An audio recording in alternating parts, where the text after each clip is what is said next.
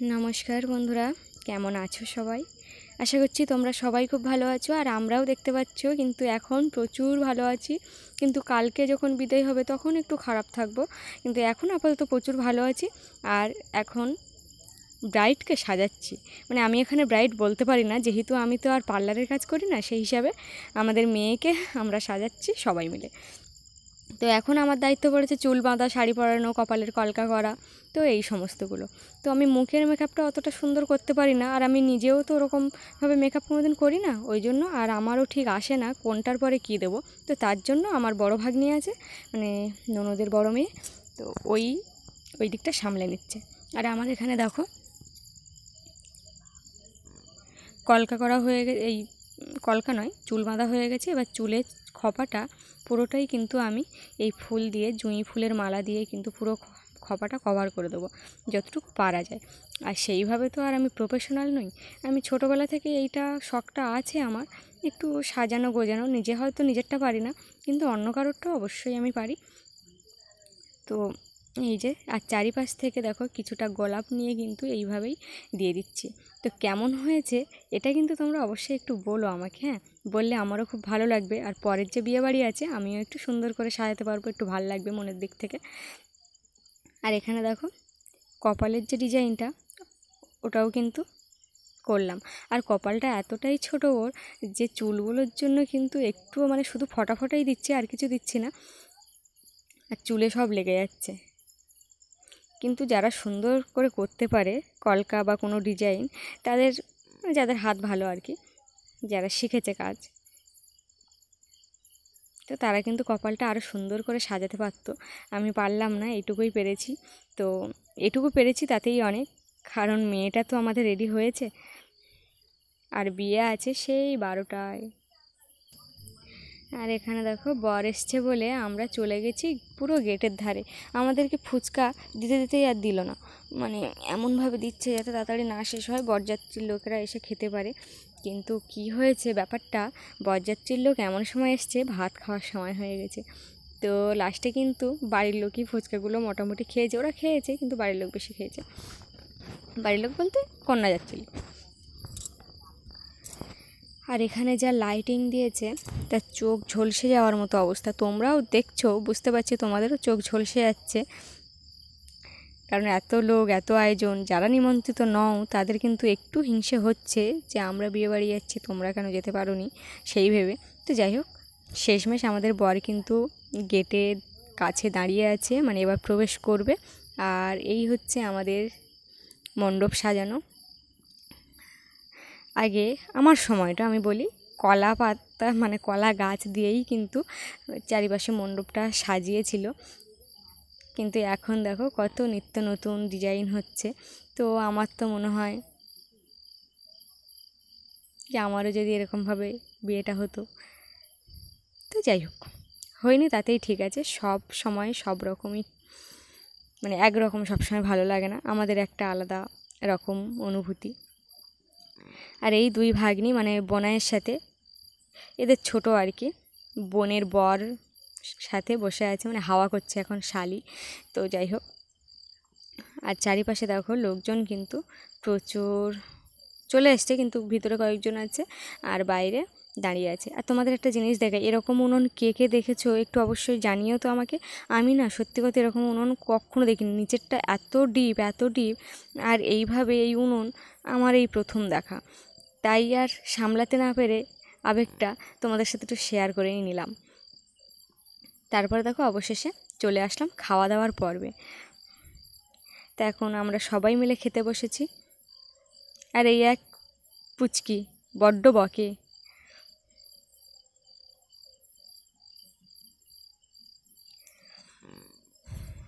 আর যা গরম পড়েছে আমরাও কিন্তু নাজেহাল হয়ে গেছি।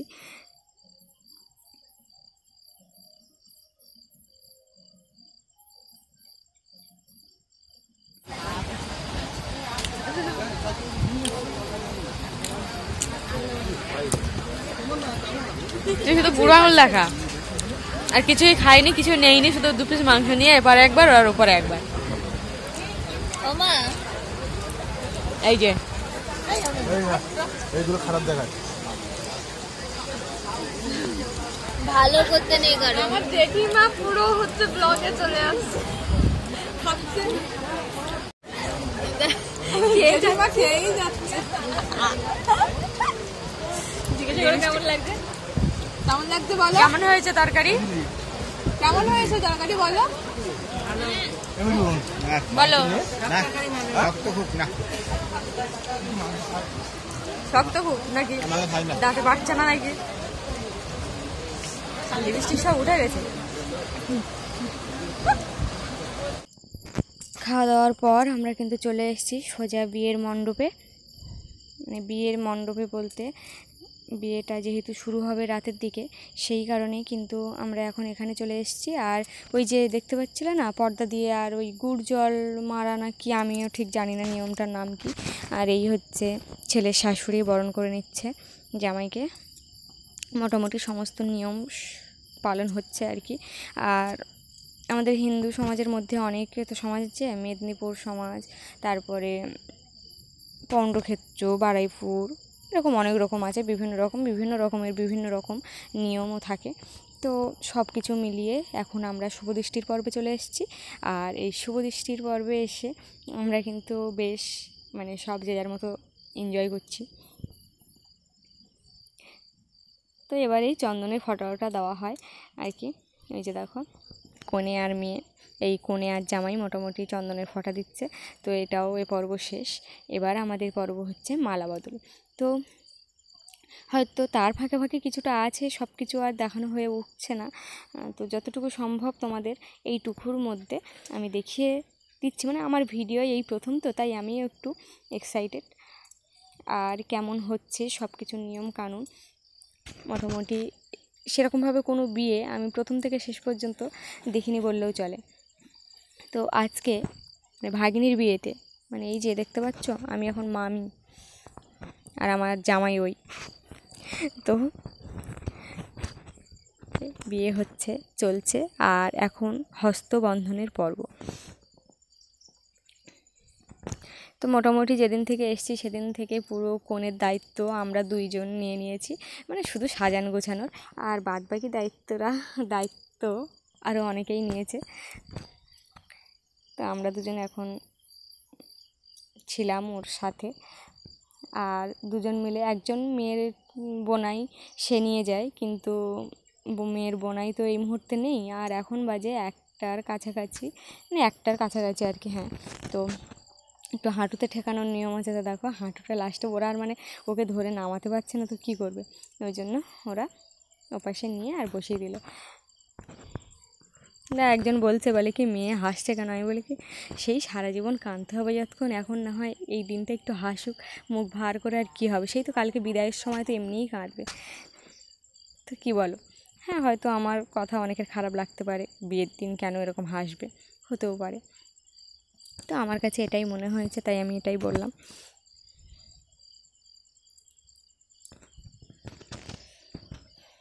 আর চারিপাশটা দেখো পুরো কার্পেট বিছানো, তো ওই জন্য আর নিচেই কিন্তু মানে এই যে অগ্নি শপথ যেটা বলে সেটা কিন্তু আর হচ্ছে না, মানে নিচে হচ্ছে না, সেটা টিন রেখে টিনের উপরে লক্ষ্মী কাঠ, আমরা যখন অন্য ঘুমের কাঠ না পাই তখন কিন্তু এই খড়, এটাকে আমরা খড়টা কি আমরা লক্ষ্মী কাঠই বলি, এই লক্ষ্মী কাঠ ধরিয়ে অগ্নি সাক্ষী করা হয় আর কি। বিভিন্ন কাঠ জগৎ থাকলেও হয়ে যেত, অসুবিধা নেই। তো এই যে নিয়ম এখন এই পর্যন্ত আপাতত। আর এখন হচ্ছে সিঁদুরদান। তো আমরা অনেকেই বলছিলাম সিঁদুরদানের সময় যেন সিঁদুরটা বেশ ভালো করেই পড়ে। আর আমার এই দিনের আফসোসটা সারা জীবন থেকে যাবে, কেননা এই যে দিনটা দেখছো আমার একটুখানি সিঁদুর আংটির মাথায় তেল লাগিয়ে আর স্মৃতিতে দিয়েছিল। তো আমার তো মানে স্মৃতিতে একটুখানি সামান্য সিঁদুর দেখা যাচ্ছিলো, ওই নিয়ে আমি আজও পর্যন্ত খুব দুঃখিত, মানে আমার আফসোসের শেষ নেই। তো ওই জন্য আমি সব জায়গায় যখন এই বিয়ের এই সময় আমি উপস্থিত থাকি তখন কিন্তু আমি সব ব্রাহ্মণের সাথে এইটা বলি। আর ব্রাহ্মণের থেকে আমি এক সময় বকাও খেয়েছি, বলে যে তোমরা কি বিয়ে দিচ্ছ, আমি তো আছি। তো দেখো এখানে কিন্তু আমার খুব ভালো লেগেছে সিঁদুরদানটা। আর এই হচ্ছে ঘরটা একটু নাড়িয়ে দিতে হয়, সরিয়ে দিতে হয়, তো সেই কারণে। আর আমরা দেখো সকালবেলা কিন্তু এটা সকালবেলা আমি ভাবছি অনেকক্ষণ থেকে তোমাদের ভিডিওটা করে দেখাবো, কিন্তু আর হলো না। আর ওপাশে খাটের ওপাশে অনেকে আছে। তারপরে দেখো শেষমেশ চলে এসেছি মানে সকালবেলা বিদায়ের সময়। আর এদিকে খাওয়া দাওয়ার তোড়জোড় চলছে, দিদি রান্না করতে বসে গেছে। আর মেয়ের সাথে সাথে প্যান্ডেলও খোলা শুরু হয়ে গেছে, মানে মেয়ে চলে যাবে, প্যান্ডেলও ওরা নিয়ে চলে যাবে, মোটামুটি সমস্ত কিছু এই যে ডেকোরেটর জিনিসপত্র। এখন বিদায় পর্ব চলছে। তো এটা হচ্ছে মেয়ের মামা, একটাই মামা, তাই কি আর অনেক মামাই আছে, কিন্তু এটা মেয়ের মামা।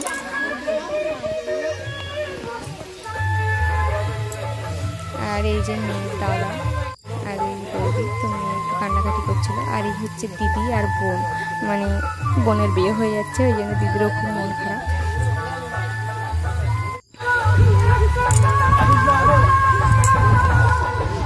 এখানে আর কিছু বলার নেই। শেষ পর্যায়ে হচ্ছে বাবা মা।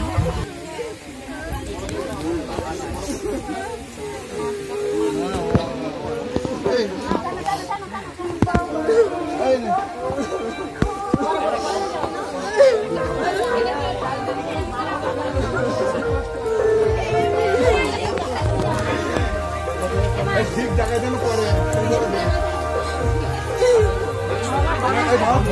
নিয়ম কিভাবে সেটা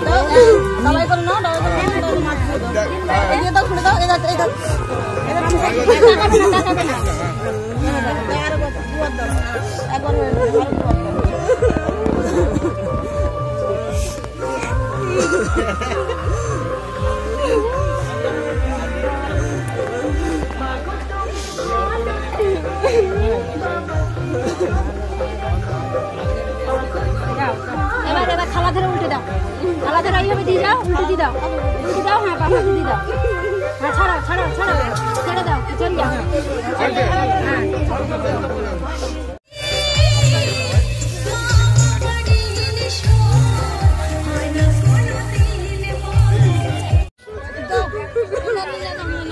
ভিডিওটা আজ এই পর্যন্ত। কনে বিদায়ের পরপরই কিন্তু আমি আর ছোটো ভাগ্নি বেরিয়ে পড়লাম বাড়ির উদ্দেশ্যে, ও এখন আমাদের ওখানেই যাবে।